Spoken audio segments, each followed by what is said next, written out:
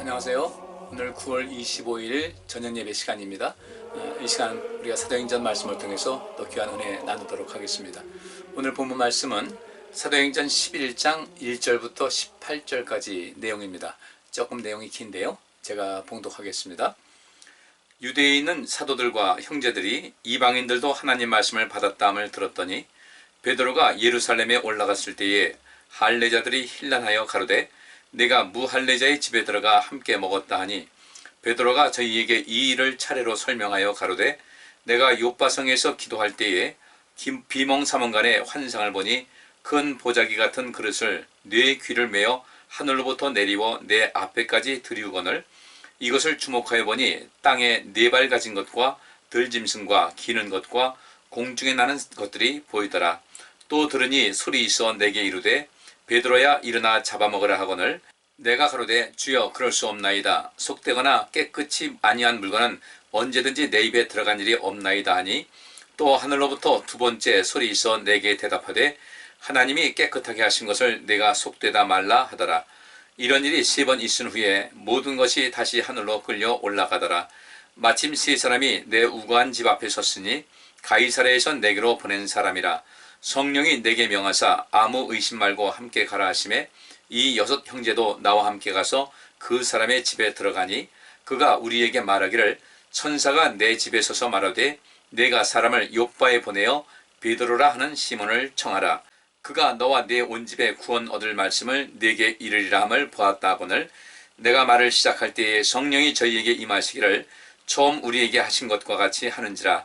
내가 주의 말씀에 요한은 물로 세례 주었으나 너희는 성령으로 세례 받으리라 하신 것이 생각나노라. 그런즉 하나님이 우리가 주 예수 그리스도를 믿을 때에 주신 것과 같은 선물을 저희에게도 주셨으니 내가 누구간데 하나님을 능히 맡겠느냐 하더라.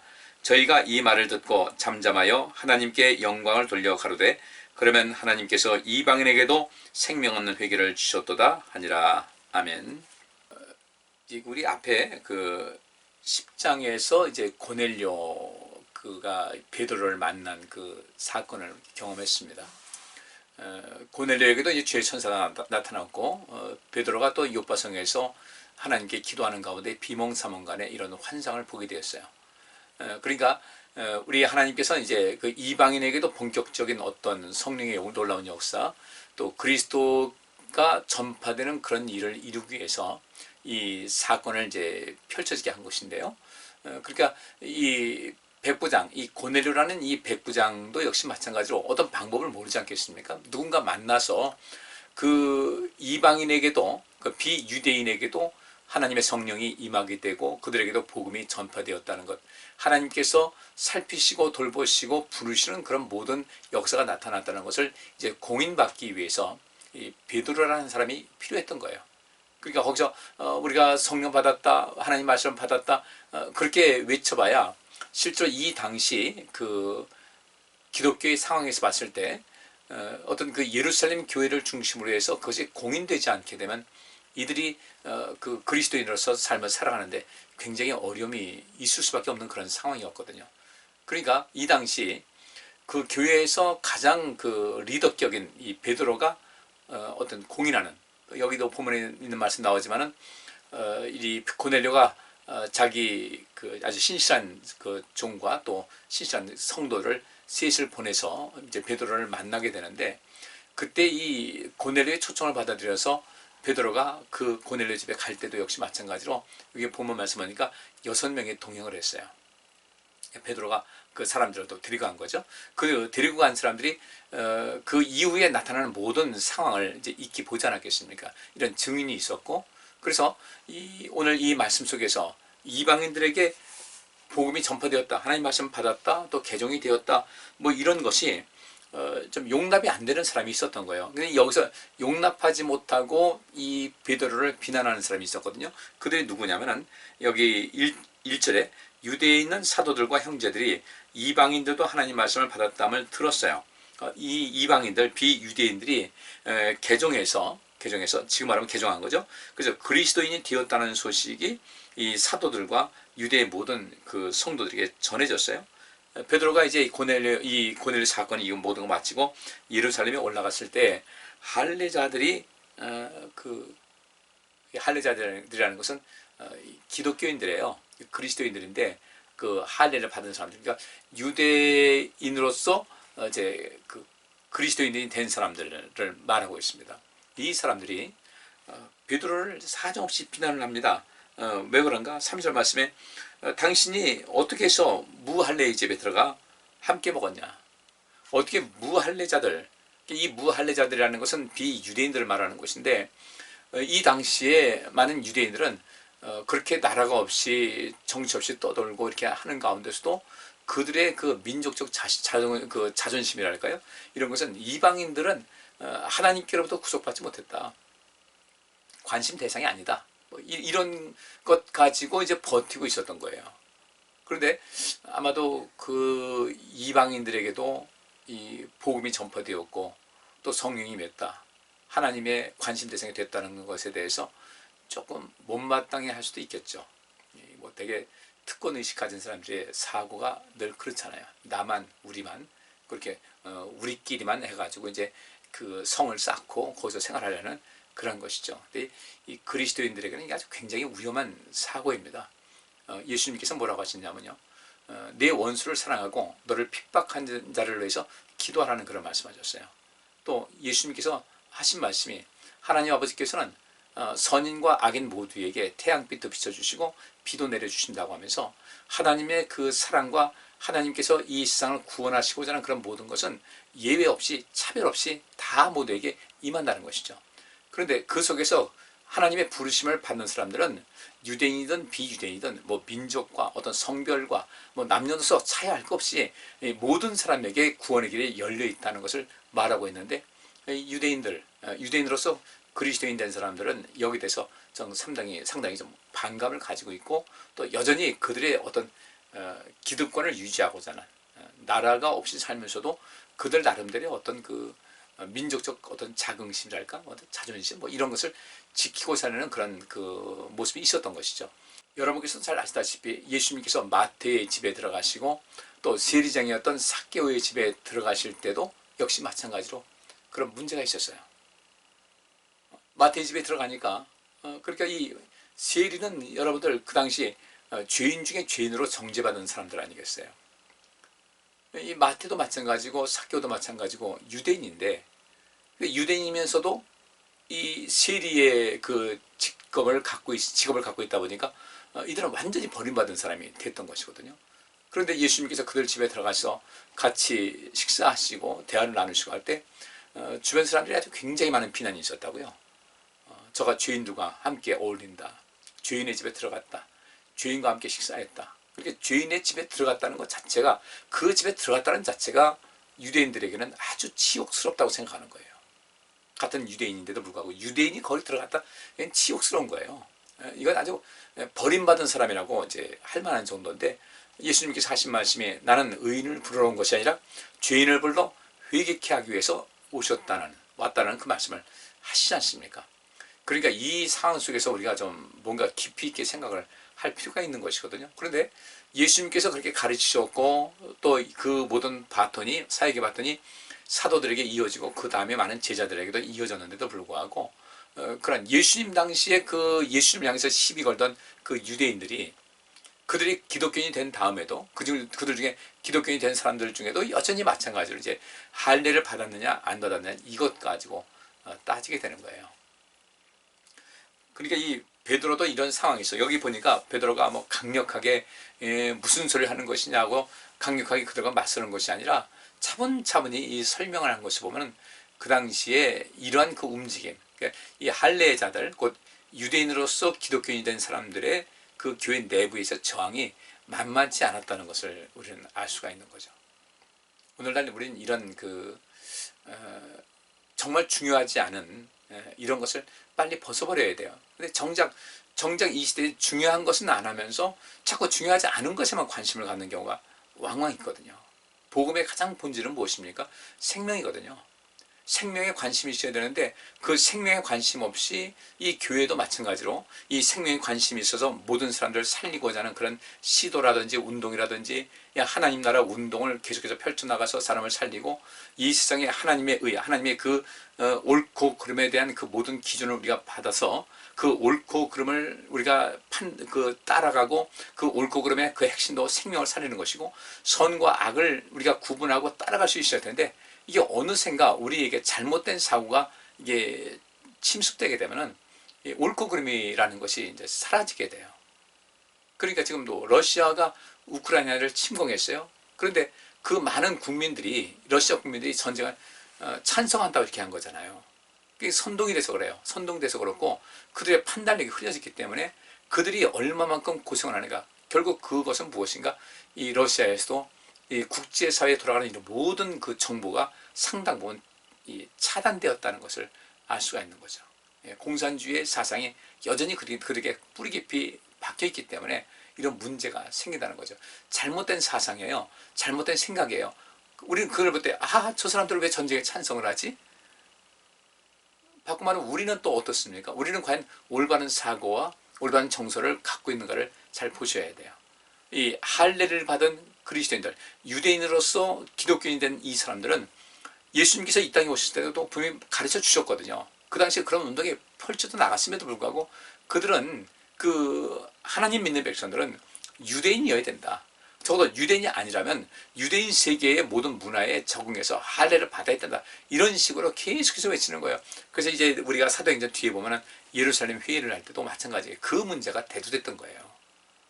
아니 할례를 받든 안 받든 상관없이 그리스도를 영접하고 그들이 신앙 고백을 했는데 그 신앙 고백을 할 때 그들 비유대인들은 적어도 3년 정도의 그 어떤 후견인들이 살펴서 그들을 관찰하고 그들이 진짜 변화되는 거 알아서 그때 이제 세례를 줬으면은 되는 것인데 할례가 조건은 아니거든요. 그러니까 지금도 우리 한국교회나 뭐 사람 사는 사회가 다 그렇습니다. 정작 교회의 기능을 우리가 추구할 수 있다면은 이 생명을 살리는 것이에요. 생명을 살리기 위해서 원수까지도 사랑할 수 있어야 되고 나를 핍박하는 자리에서 기도할 수 있는 그런 모든 모습이 되어야 될 텐데 그것이 아니라고요. 우리가 이 신앙인으로서 세상을 살아가는 방법도 마찬가지입니다. 세상을 살아가면서 우리는 많은 정치, 경제, 사회, 문화 많은 것을 접합니다. 그 속에서 우리는 무엇이 옳고 그런지에 대한 개념을 갖고서 인생을 살아가야 이 세상을 바르게 세울 수 있잖아요.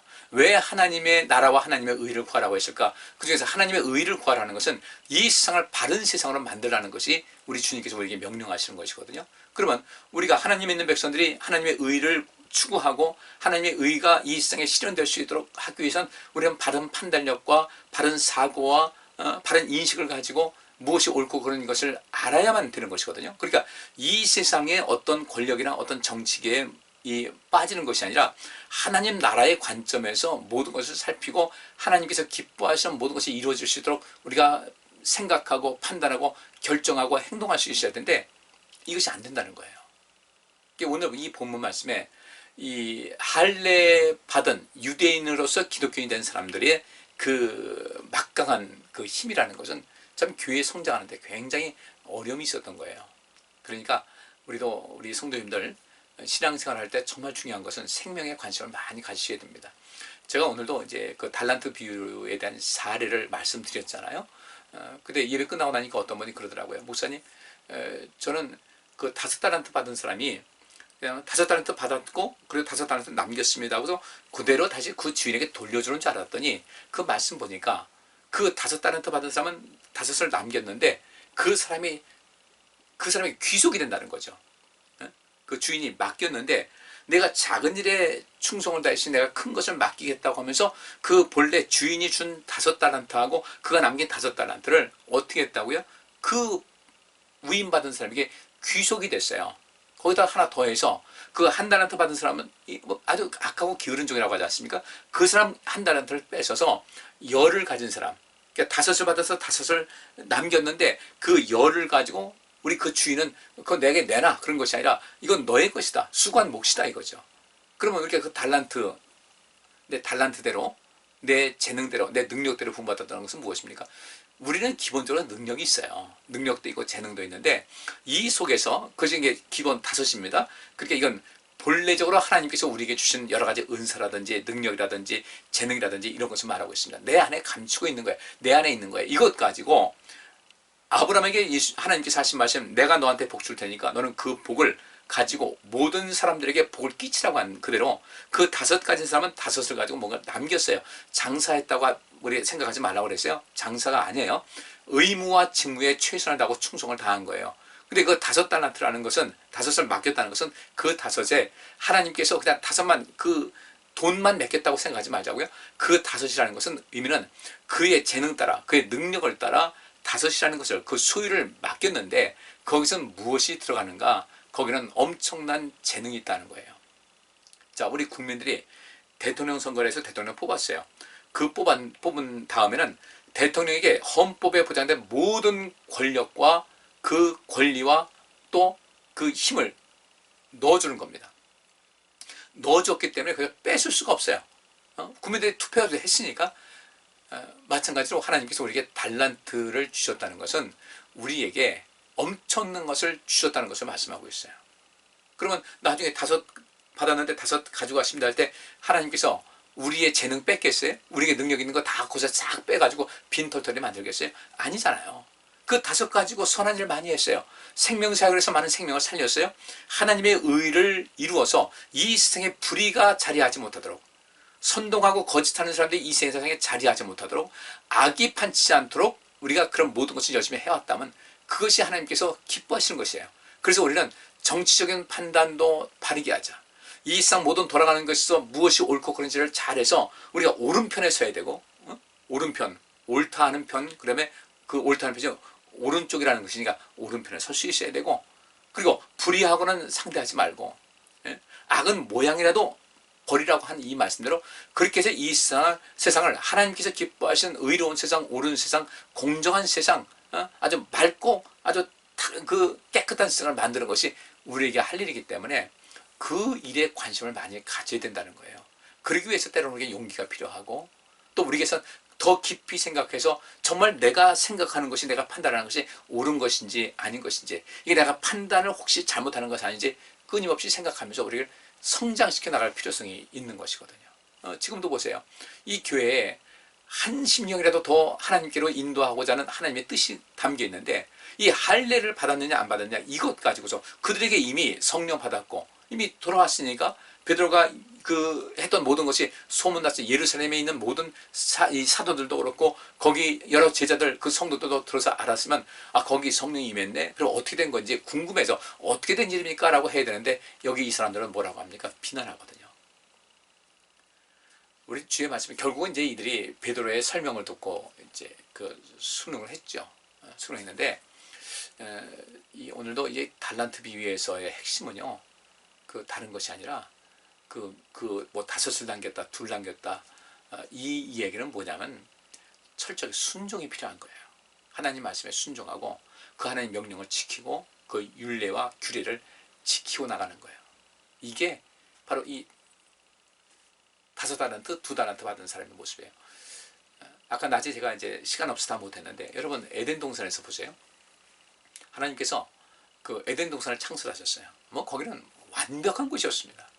그러니까 하나님께서 아담과 하와에게 여기서 마음껏 누리고 행복하게 살아라. 그런데 선악과만은 먹지 말라. 선과 악을 알게 하는 나무의 열매는 먹지 말라고 하셨어요. 그런데 선동하거든요. 누가? 뱀이 선동했어요. 아니야.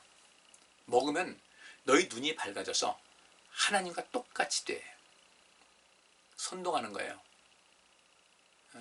요즘 우리는 뉴스를 볼 때 저 뉴스가 사실인지 아닌지 헷갈릴 정도로 아주 혼란한 세상을 살고 있어요. 그래서 신명기에도 그런 말씀이 있죠. 어떤 사람이 내가 하나님께로부터 또 보냄받은 또 선택된 예언자다, 선지자다 할 때 그 사람이 정말 참 선지자인지 아닌지를 알려면 그 사람이 말한 것이 사실인지, 그 사람이 말한 대로 이루어지는지, 그 사람이 말한 것이 사실인지를 조사하고 또 살펴서 그것이 말과 행동이 다르면 거짓이니까 밀쳐내라고 했잖아요. 그러니까 이것을 우리가 보셔야 돼요. 뱀이 와서 아니야, 그거 먹으면 너희 눈이 밝아져서 밝아져서 하나님과 같이 되는 거예요. 이게 선동한 거예요. 선동에는 반드시, 선동이라고 하는 것은 그 바탕에 뭐가 있냐면 거짓이 담겨 있는 거예요. 거짓을 말하고 그 거짓이 사실냥 이야기해서 사람들을 넘어지게 하고 사람들을 죄짓게 하고 잘못된 길에 빠져서 자기의 욕심을 채우는 거. 사단이 그래서 한 거 아니에요.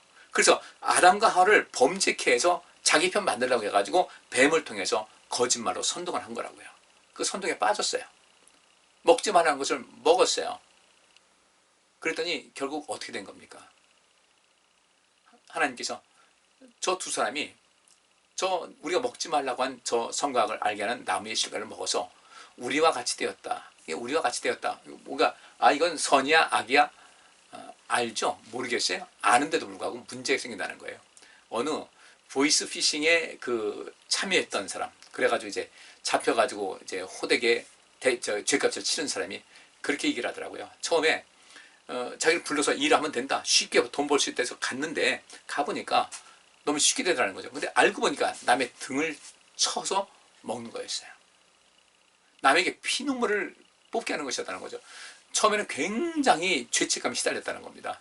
그런데 한 번, 두 번 그것이 반복되면서 그들에게 어떤 생각이 드는가? 죄가 그를 선동하는 거예요. 아니, 똑똑하면 안 당하면 되지. 우리가 암만 이렇게 보이스피싱 해가지고 돈을 빼내려고 할 때, 쥐들이 똑똑하면 안 당하지. 근데 저들이 잘못인 거야. 라고 하는 거예요. 나중에 죄책감이 없어지더라는 거죠. 우리가 온전한 분별을 가져야 될 필요가 있습니다. 첫사람인 아담과 하와도 그 사단과 뱀의 선동, 거짓 선동에 빠져서 범죄하고 말았어요. 그러니까 어떻게 됩니까? 바깥 어두운데 내가 쫓겨서 슬피 울며 이를 감이 있을 것이라고 에덴 동산에서 쫓겨났어요. 물론 그들은 첫사람이기 때문에 그들에게 다시 어떤 구원을 얻을 수 있는 그런 기회를 하나님께서 주셔서 제사드리게 하고 이렇게 모든 것은 역사는 펼쳐졌죠. 그것이 예수 그리스도를 통해서 이루어졌는데 우리의 삶도 역시 마찬가지라는 거예요. 우리 삶도. 그러니까 여기 이 교회 안에도 베드로는 이 그리스도께로부터 직접 배운 사람이니까 예수님께서 무엇을 원하시는지 알고 생명을 살리는 것에 초점 맞춰서 하다 보니까 그 일에 몰입을 합니다. 그런데 선동하는 사람이 생긴 거예요. 누구예요? 헬라파? 헬라파 아니라 할례를 받은 할례파 기독교인들이요. 곧 유대인들이라는 거죠. 이방인들에게는 할례를 받는 것이 굉장히 거북했어요.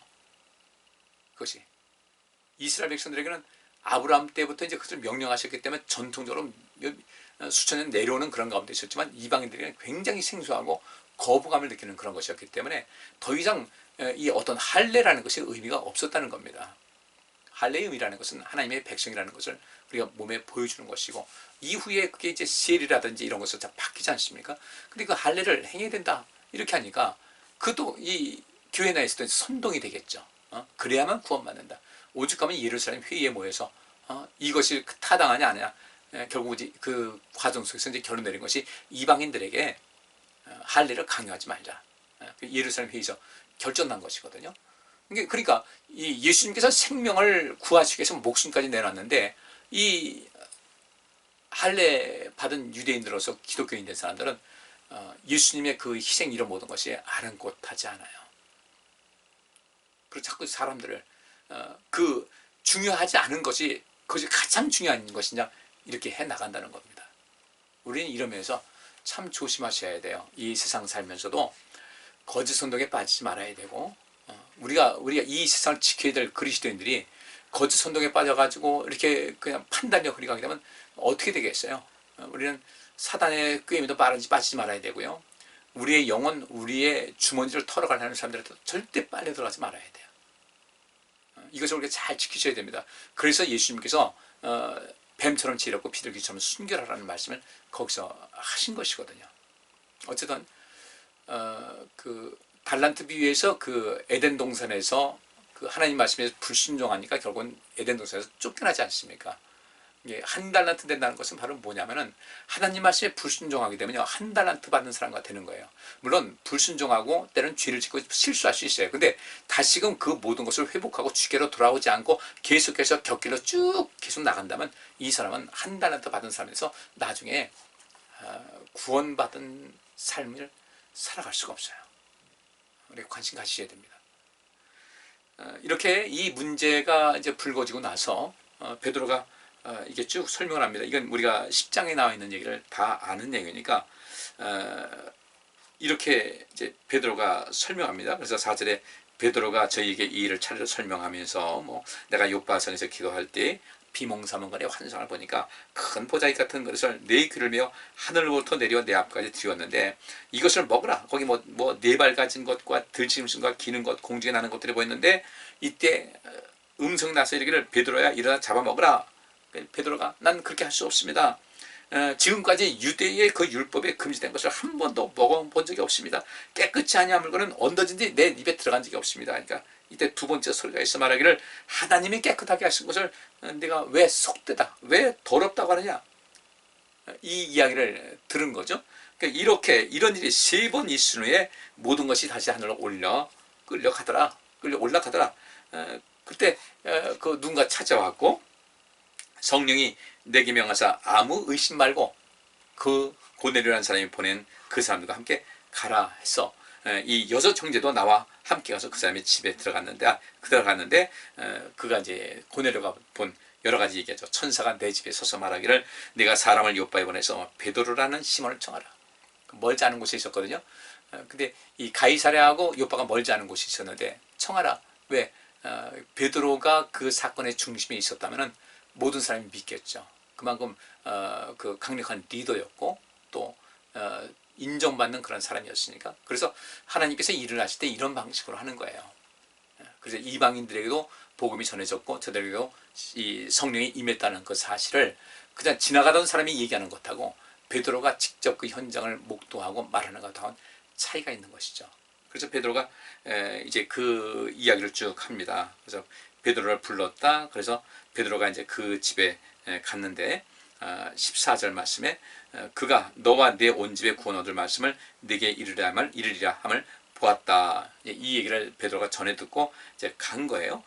그리고 15절 보니까 내가 말을 시작할 때에 복음을 증거하기 시작할 때 그때에 그 성령이 저희에게 이르셨다는 거죠. 성령이 이르러서 저에게 임하시기를 처음 우리에게 하신 것과 같이 하는지라. 그 오순절 성령의 역사가 임할 때 급하고 바람 같은 소리가 들렸다. 그리고 불의 혀같이 갈라지는 것이 보였다 하는 대로 그 성령이 저희에게 임하셨는데 그 고넬료와 거기 가정에 임했는데 그 성령이 오순절 그 성령의 처음 역사 이룰 때 강림의 사건이 있을 때 우리에게 보여준 그대로 성령이 임하셨다는 거예요. 이러니까 베드로도 그렇고 거기 있는 사람들이 부인할 수가 없는 거죠. 그리고 베드로는 이제 내가 주의 말씀에 요한은 물로 세례 주었으나 너희는 성령으로 세례 받으리라 하신 것이 생각났다. 그러니까 예수님의 말씀이 생각난 거예요. 요한은 물로 세례를 주지만 너희는 성령으로 세례를 받을 것이다 하신 주님의 말씀이 생각이 났다는 것이죠. 그런즉 하나님이 우리가 주 예수 그리스도를 믿을 때 주신 것 같은 선물을 저에게도 주신 것을 봤는데 내가 누구간데 하나님께서 하시는 일을 너에게 맡겠냐. 이랬더니 18절 보니까 저희가 이 말을 듣고 잠잠하여 하나님께 영광을 돌려 가로되 그러면 하나님께서 이방인에게도 생명 얻는 회개를 주셨다 하면서 인정할 수밖에 없었던 이 사건을 여기서 말을 하고 있습니다. 여러분들 고넬료 가정에 성령이 임했다. 우리에게도 성령이 임했죠. 근데 성령의 그 임재하심의 그 체험을 확실하게 하시자는 거예요. 그저 하도 우리나라 그 70년대 80년대 성령운동이 일어나다 보니까 그냥 모두에게 다 성령이 충만한 것 같이 이야기를 했지만 사실은 거품이 굉장히 많았다는 것을 우리가 알 수 있잖아요. 우리는 그 거품의 대상이 되면 안 되고 정말 성령의 그 충만함을 받고 산 사람들의 가장 특징적인 무엇이냐면 생명에 관심이 많아요. 생명에 관심이 많아서 하나님과의 그 관계에 있어서 여호와를 두려워할 줄 알고 하나님과의 그 관계를 더 돈독하게 하기 위한 이런 삶의 양식, 이 생활 습관이 몸에 배 있다는 거예요. 그 자연스럽게 됩니다. 그런데 이 하나님과의 그 관계가 뭔가 소원한데 하나님께 예배하는 것도 그렇고 모든 하나님과의 그 하나님 말씀에 따라서 사는 이 모든 것이 적극적이지 못하고 굉장히 소극적인 상태에 있는데 내가 성령 충만함 받았다 한다면 이건 착각이라는 거예요. 정말 착각입니다. 여러분 고넬료 보세요. 그가 나중에 성령 받았지 않습니까? 이 성령, 베드로가 말씀을 증거할 때 성령이 임했지만 이미 그는 성령의 공식적으로 임한 그 이전에도 이 고넬료 어떤 사람이었어요? 정말 하나님을 경외할 줄 알았고요. 굳이 하나님의 힘을 다했어요. 바꿔 말하면 하나님 사랑과 또 많은 사람들에게 그 백부장이라는 그 권한을 가지고서 허락된 권한을 가지고 어려운 사람들, 괴로운 사람들, 고통당하는 사람들, 바꿔 말하면 가난한 자들에게 복음이 되는 그런 삶을 꾸준하게 살아왔던 겁니다. 이미 성령 그 속에 임했고요. 그 임했는데 그 성령이 다시 또 성령 충만함에 어떤 역사가 나타난 것은 그것을 확증하는 것이라고 우리가 보면 되는 거예요. 그러면 우리도 어떻게 해야 되겠습니까? 내가 정말 성령 충만한가를 곰곰이 보셔야 돼요. 성령 충만하게 되면은 하나님께 예배하고 찬양하고 주님을 섬기고 주의 말씀에 순종하고 또 주를 위해서 봉사하고 충성을 다하고 누군가에게 생명의 그 전달하기 위해서 생명력 주기 위해서 힘쓰는 이런 모든 것, 그리고 옳고 그르고 그 다음에 선과 악이 무엇인지 하나님께서 기뻐하시는 것이 무엇인지를 판단해서 내 생각 뒤로 하고 하나님 뜻을 따라 사는 이 사람이 성령 충만한 사람인데, 내 생각대로 모든 걸 하면서 내 뜻대로 내 생각대로 내 고집대로 다 하면서 무슨 내가 성령 충만하다고 말할 수 있겠어요? 그러니까 이 할렙파 유대인들이 교회 안에서 이렇게 아주 시끄럽게 한 것은 그들은 아직 성령 충만을 경험하지 못했다는 것이죠. 우리 성령 받아서 정말 그 5달란트, 2달란트 받은 사람들 같이 하나님 앞에 충성을 다하고요. 그래서 5 받은 사람은 5 남겼고 2 받은 사람은 2 남겼는데 그 5을 더 남겨서 10이 됐고 2를 더 남겨서 4이 됐는데 이건 오롯이 그 위임받은 그 주인에게 맡겨진 그 모든 것을 10을 다 자기 소유로 삼을 수가 있었어요. 상급으로 주는 것이거든요. 우리 그런 인생 살아가셔야죠. 하나님 말씀 순종하는 것이 가장 중요한 겁니다. 하나님께 즐겨 순종하고 즐겨 예배하고 하나님 말씀을 늘 묵상하고 또 하나님과 대화하기를 힘쓰는 이런 모든 삶의 양식은 이거 하나님께로부터 복받는 삶이고, 이것이 그 가운데서 달란트, 내가 받은 달란트를 그 직무에 충실해서 나중에 하나님께로부터 그 주인이 말한 대로요, 내 주인의 즐거움에 참여하라는 그 자리에 들어갈 수 있는 영광을 얻게 되는 것이거든요. 우리 신앙생활 허투루 하지 마시고 열심히 하시기 바랍니다. 어떤 사사로운 어떤 것에 마음 뺏기지 말고 정말 내가 이 신앙생활, 교회에서 신앙생활을 하는데 여기서 정말 중요한 것은 무엇인지를 먼저 판단하고서 그 일을 하셔야지. 교회는 단순한 친목단체 아니에요. 교회는요, 생명과 생명력을 온 세상에 뿜어줄 수 있는 그 원천이 돼야 되는 거예요. 샘물의 원천 되는 거지. 그렇게 돼야 되고, 그 일을 위해서 우리 교회는 교회의 기능을 잘 감당할 수 있어야 되고, 그러기 위해서 우리가 모이기를 힘써야 되는 것이고요. 그러기 위해서 하나님께 예배하는 것이고, 말씀 공부 많이 해야 되는 것이고, 그러니까 우리가 할 수 있는 대로 주를 위해서 충성을 다하면은 5달란트 받은 사람, 2달란트 받은 사람과 같이 칭찬받고 주인의 죽음에 참여할 수가 있다는 것입니다. 꼭 그렇게 되시는 여러분들 되시고, 이 한 주간도 그렇게 되시기 바라고, 수요예배, 금요예배 열심히 참석하시면서 여러분의 믿음을 하나님께 보이고 인정받을 수 있기를 주의 이름으로 축복합니다. 기도합니다. 하나님 감사합니다. 이 한 주간도 오늘 말씀 들은 대로 우리가 바르게 살아서 어떤 잘못된 어떤 신앙생활을 가진 사람들에게 선동되지 않게 하시고, 신앙생활 이 정도만 하면 된다고, 우리가 주일날 한번 나와서 예배드리는 이 모든 것은 충분히 된다고 내 속에서, 내 마음속에서 사단이 속삭이는 그 거짓말에도 선동되지 않게 하시고, 또 그 잘못된 그런 사람들의 말에도 선동되지 않게 하시고, 오직 하나님 말씀에만 집중해서 그 말씀에 순종하고 살아서 5달란트, 2달란트 받은 사람과 같은 영광 받게 하시되, 1달란트 받은 사람과 같이 내쫓겨서 슬피 울며 일을 가는 이런 일이, 이런 비극이 내 삶에 나타나지 않게 하여 주옵소서. 예수 그리스도 이름으로 기도하옵나이다. 아멘. 오늘 여기까지 하겠습니다. 감사합니다.